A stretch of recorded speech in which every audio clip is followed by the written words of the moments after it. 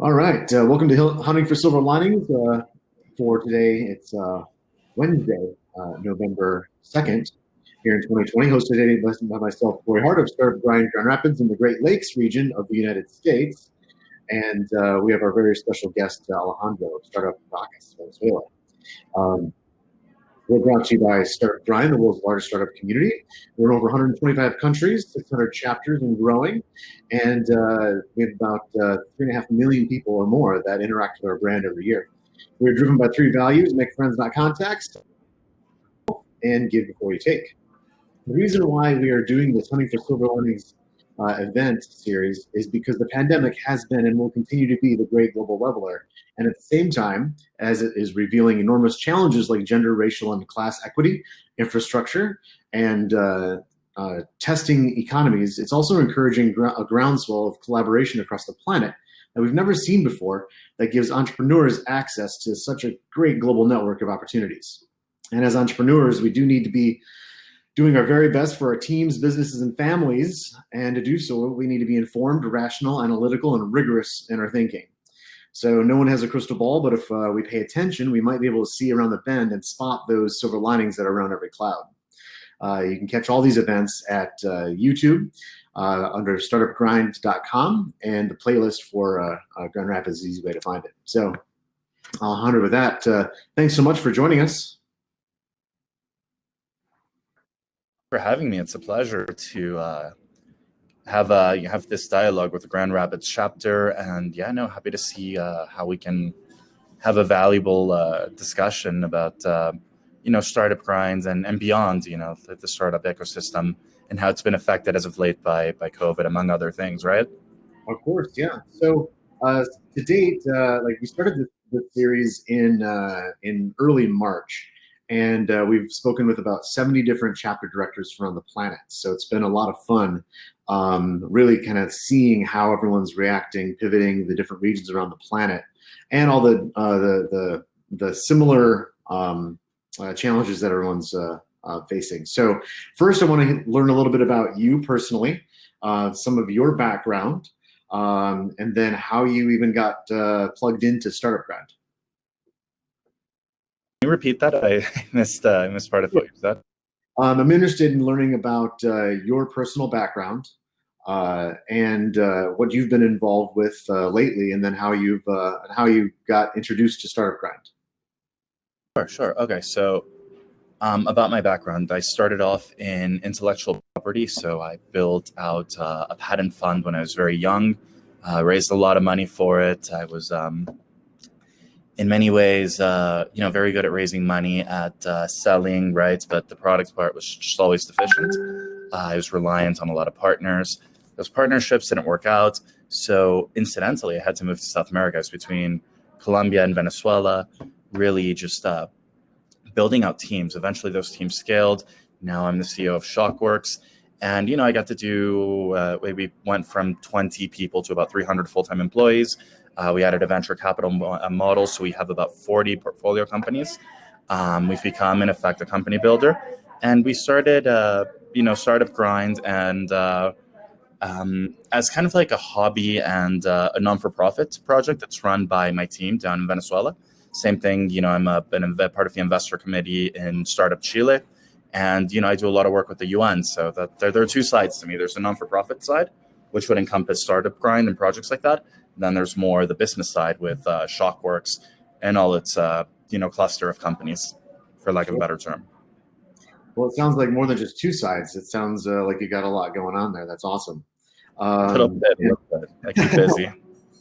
And you're a really good example of how when you get the bitten by the bug, or you get the virus that we call entrepreneurism, you just can't stop, right? It just snowballs and grows.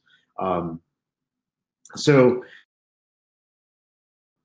now, can you explain a little bit of how you're managing your work between the different regions? Because you said you're now in Colorado. Your company is elsewhere. Your LinkedIn also has Miami all over it.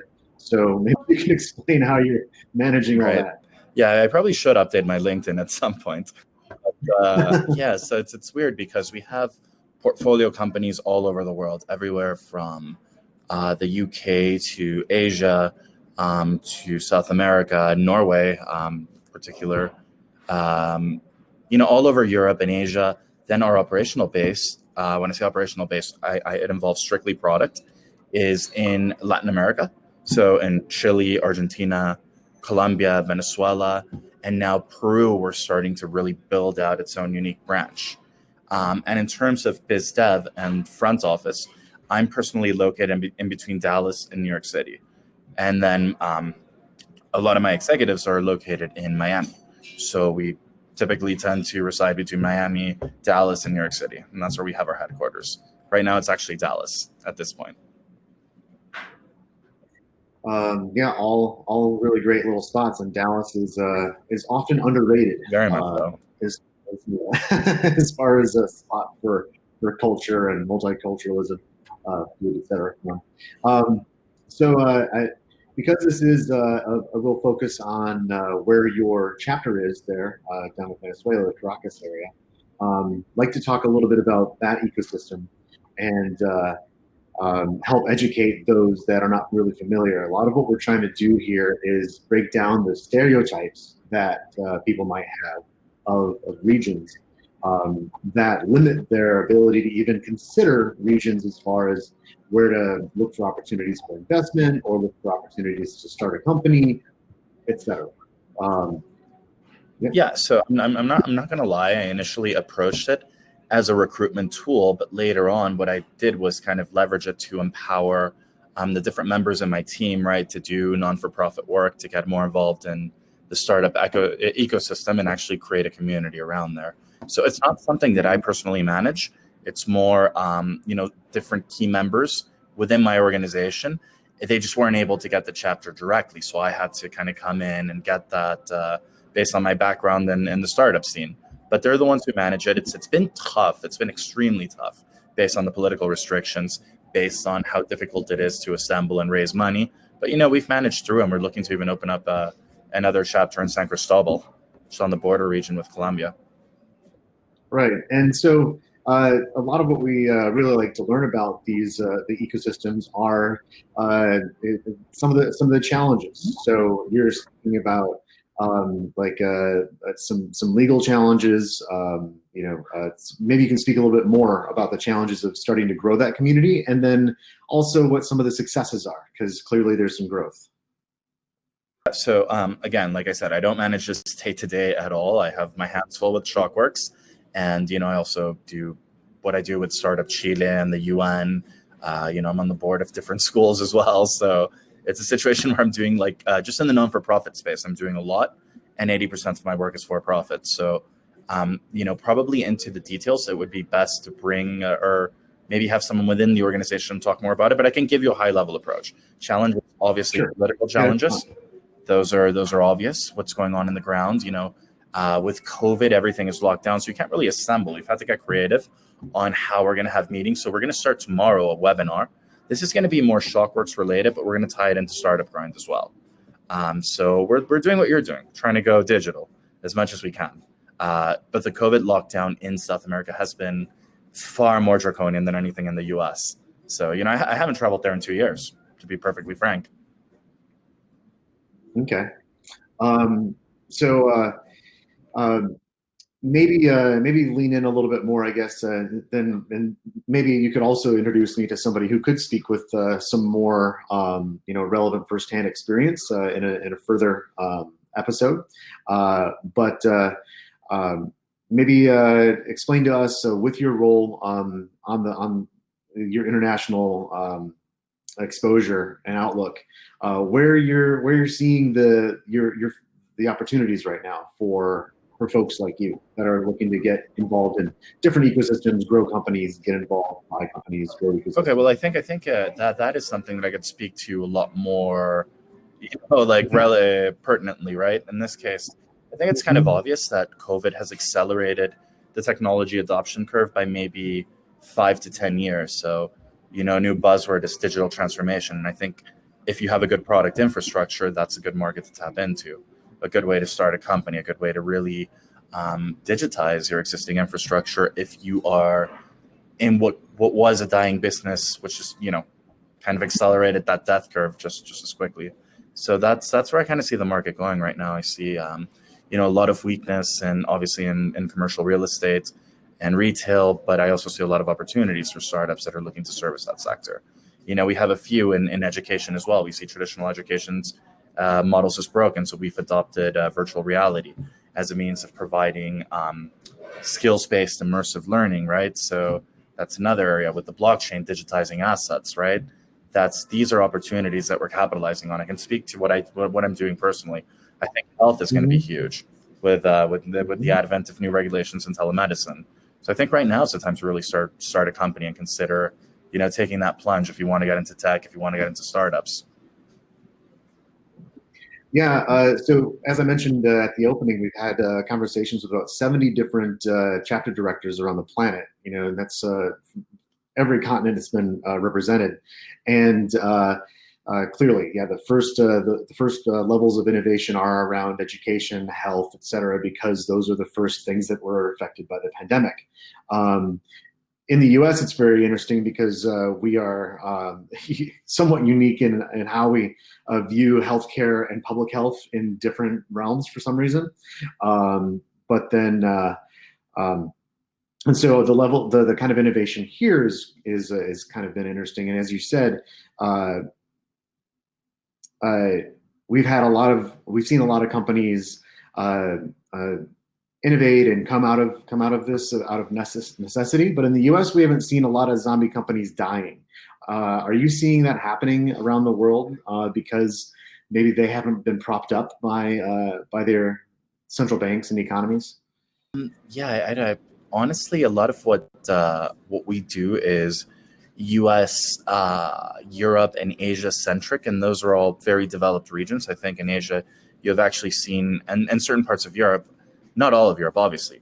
Definitely not all of Europe, but Norway and certain parts of Asia, they've actually been far more effective in containing COVID, and they've been able to keep a lot of their economies more stable than the U.S. has. Fortunately, we have a footprint in those regions, right? Whereas Latin America took a totally backwards approach, and in this case, they're suffering as a result of that. So it's just it's a little. It's asymmetric in terms of the response, right? So I think it varies based on region.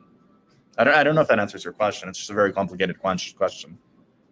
Well, yeah, I just you'd mentioned that you're paying attention to the fact that we've seen some really great acceleration, right? So 10 years of growth sometimes in the last 8 to 10 months, and that's also accelerated the pace at which some companies are just having to die if they can't pivot. And I was just curious from your perspective if that's why I asked the question. So it doesn't matter. I'm totally fine with you being able to answer just from your perspective and what you've seen. You just have a really great and unique perspective from that 30,000 square foot view across a lot of different regions. Whereas in our program, I've been talking to people that are on the ground, elbows deep in their organizations and ecosystems. So. Let me see. Now, I'm also trying to pivot this conversation because normally I speak to those people, like I said, on the ground, and so I want to get as much value out of your time as possible here. Because let me see here. What kind of opportunities are you looking for, or that the Startup Grind global community can offer you? So yes, and Startup Grind, I see that there's a lot of obviously interesting corporate sponsors. You have Google that backs it, so there's a lot of ways to see what those organizations are looking for and tap into those specific.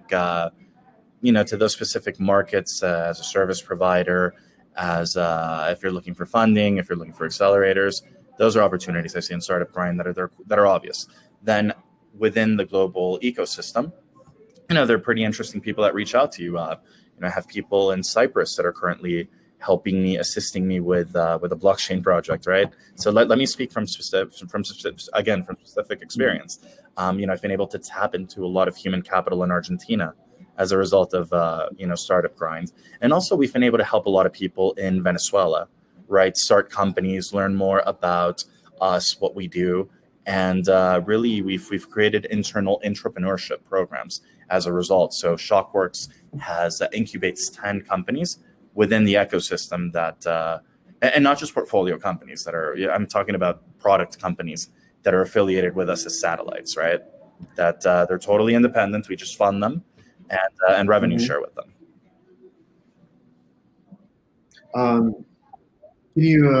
Can you tell us a little bit more about the Shokworks, how that's built and how it works for the people that will be watching? Yeah, absolutely. So Shokworks started as the genesis was a patent fund that was laden with a lot of portfolio companies that required product. I was by no means an expert in product, so I had almost out of survival, I had to move to South America, build out teams.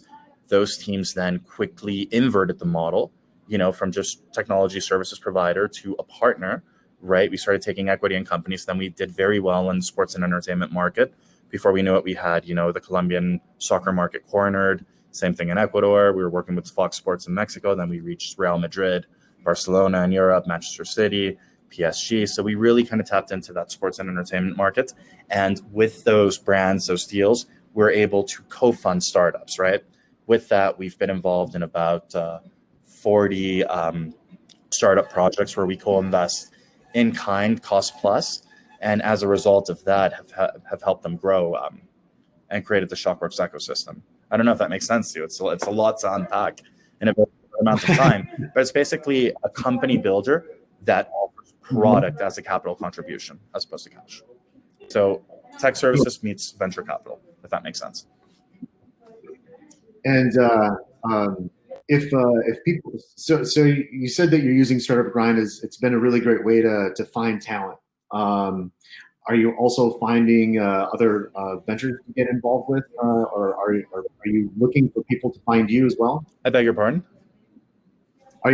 So you mentioned that Startup Grind, you're using it it's been a really good tool to find talent. Are you also using it as a good way to find other startups to get involved with and to help? Because we do have the new startup program. Are you looking for people to reach out to you guys also? So I can't really hear you all that well. I don't know if it's a lag in the connection with with what we're using, but I think I made out what you're saying. Are you saying like a Startup Grind, has it helped connect me with other entrepreneurs? Like, has any of this business come as a result of Startup Grind? Is that what you're saying? Or I'm asking if in addition to finding talent, yes, if you've been able to find opportunities for investment or companies to get involved with or fund or grow through Startup Grind, and if you're inviting companies within the Startup Grind ecosystem to reach out to you to become involved in what you're creating. Okay, so again, Startup Grind has been merely, I'm sure there's been some aspects of human capital sourcing, different chapters in different areas that I think have been interesting for a specific kind of business. But overall, again, we treat it more as a non-for-profit. We don't really, we're not really looking for transactional relationships as a result of Startup Grind. If someone reaches out to me, I will definitely, kind of lend a helping hand, but it's not something that I use readily just to build new business. I have very, very little, if at all, businesses come from Startup Grind, to be honest. Okay, that's all right. You've mentioned a couple of times that you're working with the UN. Could you explain to me a little bit about what you're doing there? Sure. So if you look up, the Latino Impact Summit, I was actually one of the keynote speakers there, where we talked about how we're kind of creating jobs across the region. I've been helping with the SDG Media Zone to see how we can transform it digitally, back to this buzzword, digital transformation. And that's been the extent of my involvement in the UN, typically as a speaker and as a, technology, as looking to steer it and transform the SDG Media Zone into a more modern platform, so to speak, that can attract younger generations and get people involved and understand the SDGs. Yeah, that's really interesting. How did that all come about? Well, it came about through my partner Sergio, who's very much involved in the UN and very much an influencer in just international relations in general, especially in the non-for-profit space. So it was through the public foundation that I got involved there. Sure. Okay. I guess I want to talk a little bit more about your personal experience this last year. Um, uh, when the pandemic hit, and you are responsible for such a large, vast organization with a lot of Yeah. different things going on, what was the crisis room like for you? Well, it was interesting because it was at first it was very pessimistic, not pessimistic, but it was very cautious. I was kind of doing budgets, right? Talking to all my financial personnel, not really knowing what was going to go on. I had a lot of people reach out to me, not understanding what was going on, and a lot of our tourism startups took a massive hit. A lot of our sports and entertainment startups took a massive hit. So the beginning was tough.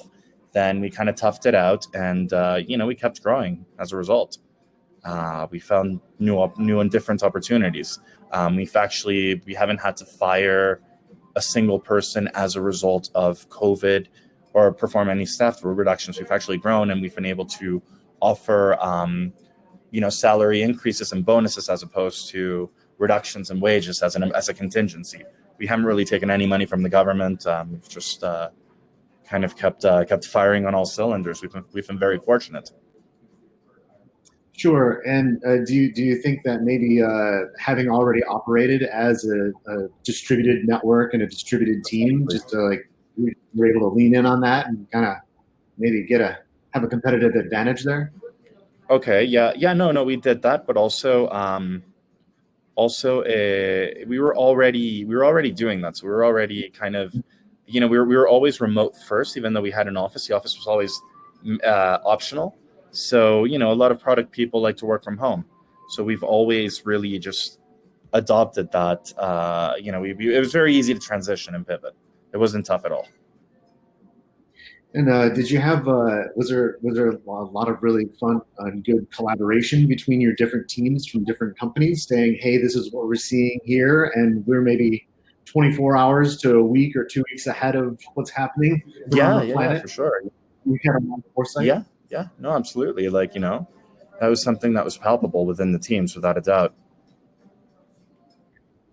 That's very interesting. So, and now that you said that this is a good period of growth for you. And so, do you have all of these entrepreneurs and all these companies coming to you with new innovations and ideas that has it really accelerated the pace of, hey, this is an opportunity that I'm seeing. Hey, this is growing. Hey, sorry, Corey, I'm gonna switch devices because I think just the connection here isn't great. If you can just give me 1 second, let me switch devices. I think we'll probably have a better dialogue. Just 2 seconds. No problem. Then when he returns, I'm gonna open it up to everybody here also. I'm gonna turn on everyone's. I'm gonna allow you all to become presenter modes, which means we can all see each other's faces. Do more of like a Zoom roundtable. Okay, I hear you a lot better now, honestly. Hey, there we go. Yeah, I think the GSM connection is actually better than the hotel Wi-Fi. Apologies. I'm actually on holiday in Beaver Creek, so that's why there's there's this little lagging connection, right. But I wanted to definitely make the appointment. Well, I appreciate you with the generosity of your time, especially from being on holiday. No problem. Would you be okay? Would it be all right if I open it up to the other attendees? Because some of them these are all people in your network. Is it okay if I open it up to them to join us? Yeah, absolutely. Absolutely. That'd be great. So I have a quick question. So Alejandro, what do you think the landscape is going to look like now that they're starting to release a vaccine? What do you think it's going to look like for the startup community moving into 2021? I don't know. It's a good question. I wish I knew, but if I had to guess, I think that by now, a lot of the startups have kind of figured out how to assemble remote teams, how to, work outside of an traditional office space, kind of how to build digital infrastructure, hopefully have an idea of where the opportunities are. And if anything, if you're a digital native, if you're a company that is operating in this space, it should be a pretty thriving 2020. I mean, a lot of people will take a hit, but I think it'll be more traditional industries that'll take a hit. But if you're able to capitalize, if you're nimble, if you have some notion and can accept reality from 2020 and understand that COVID is going to linger over to 2021, probably the majority of it. I don't think there's going to be a magic vaccine. That's just my view. I could be wrong. But if you embrace that reality, I think you should do well as a startup. Yeah, of course, no, please continue. Oh, in the conversations that we've had with the different ecosystems around the world, they view the vaccine possibilities as just a bonus. It's like an incremental bonus because they've done so well in adapting already. And as Alejandro said, the 2021 expecting a lot of opportunity and growth, and then 2022 just really exciting as everyone is able to get back to what they view is more normal. I'm curious to know what Corey, you think, or Alejandro, you think, with regards to what has always been a very popular function of starting up a business, the co-working system, now that people are getting used to working remotely, how that can transform or evolve. Okay, so that's actually like a great question and observation. Obviously, like I think traditional office spaces were kind of becoming obsolete, just in general, right? I think product people typically tend to work a lot more effectively from home. When I say product people, I mean designers, developers, writers, right? They tend to work very well and effectively from home. Salespeople, probably, business development, it requires more of in my opinion, requires more of an office situation. I think offices will become optional moving forward. A lot of, companies will allow their employees to work remote for a long time. And I think outside of, WeWork gave co-working a really bad example because, they tried to scale it like a tech company instead of a real estate company. But I think there are a lot of opportunities in different maker hubs if you provide the right infrastructure for them. Right now in Dallas, for instance, we're getting involved in buying a warehouse and turning that into a maker's hub with content studios, 3D printers, CRISPR kits, hopefully, all kinds of stuff, even if we recording studios. If you provide different assets, I think you can create a very interesting co-working maker's hub type of commercial real estate play. It's just going to transform. I don't think it's going to go away.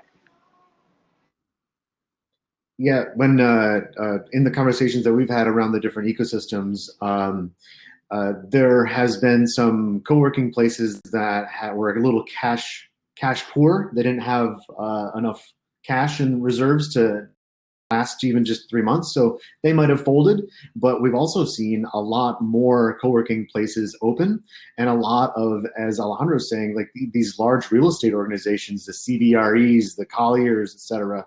They're looking at the co-working as being a huge opportunity. There's one startup that I advise. It's called Nomad Stays, really capitalizing on the digital nomad, and part of their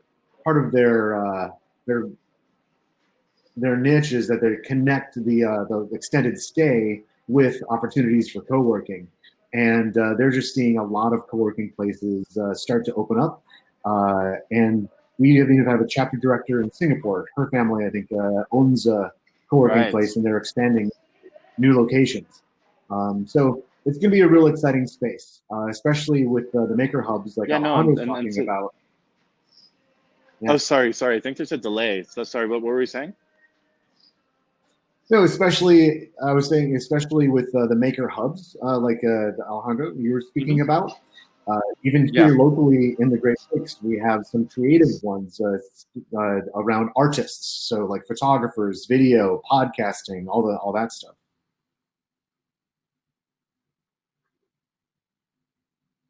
Yeah, no, totally agreed. I think it's going to come to a point where you have to deliver some form of value in addition to just merely an office space, right? Merely charging you for entering and being able to have a desk or sitting somewhere. You see really cool concepts that also mix networking and social. You see Spring Place in New York City. You see Park Place in Dallas, for instance. What we're doing is going to be a makers hub that allows people access to, capital intensive resources that they can have access to for a fraction of the cost. And that's where I see it's transforming. I took a trip to the Northwest not too long ago. I was over in Boise, Idaho, and I saw that, I met with a bunch of commercial developers, and their orientation was leaning almost exclusively towards co-working with a host of startups in all kinds of industries. I mean, massive growth. Then I met with a company in Salt Lake called Kiln, and they're doing the same thing, and they're doing it very well. I think co-working is the future. Unfortunately, WeWork just kind of, for lack of a better word, kind of bastardized that model. I Gave think it a very bad reputation. Yeah, and like you said, it's across all industries. So we see this with incubator kitchens in hospitality, and that's an industry where margins are so thin anyway. It can do nothing but help other organizations to work together in like food halls type of thing. I think one of the trends that I'm most excited about coming out of the pandemic is that mediocre is no more. Like if you are a mediocre business, COVID has done a good job of just getting you right out of there. Excellence and customer service, consumers are expecting a little bit more.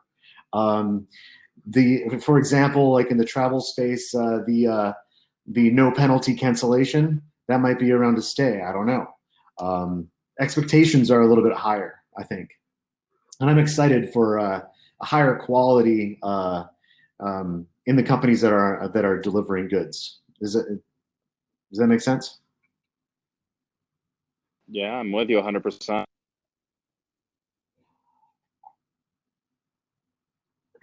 Tyra, what do you think? Any other observations from you? No, I think you guys pretty much covered. You had some good points there. I don't have any other further questions. All right, well, Tyra, since we're going to have a bunch of chapter directors viewing this recording, we usually get about 150 views from our people around the planet. Is there anything that the global Startup Grind community can do for you, or anything that you're looking for? I think it's always good to network with like-minded people. There's something special about being connected to other entrepreneurs just because you guys are all in the grind together. And there's a certain part of your DNA that only transfers to other entrepreneurs. So I think it's always nice to have the opportunity to connect with like-minded individuals. Okay. Did you want to just give a quick little recap of the organization that you're with and your role? Yes, I'd be happy to. So I'm the founder of Creative Cap Advisors. We are a global business advisory firm for fund managers. And so we work heavily on outsourced investor relations for hedge funds, private equity companies, venture capital. So we're on the rung where we're helping the VC firms find funding. So. Very cool. Great. Alejandro, any last thoughts from you before we let you get back to your holiday?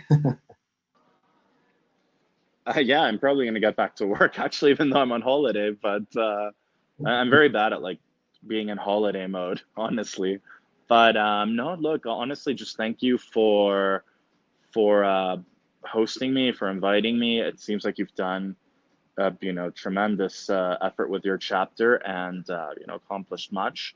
I hope this was valuable. I obviously would like to stay in touch, and if you want to leave my information for anyone from your community that wants to get in touch with me, if there's anything I can help them with, happy to do that. My door is always open. All right. Well, thank you so much. I really appreciate the generosity of all your times for coming in and participating. Tyra, especially, also Alejandro, thank you very much. Have a good rest of your day, and really appreciate it. Thank you. Thank you. All right. Thank you so much. Take care, guys. Take care. Ciao.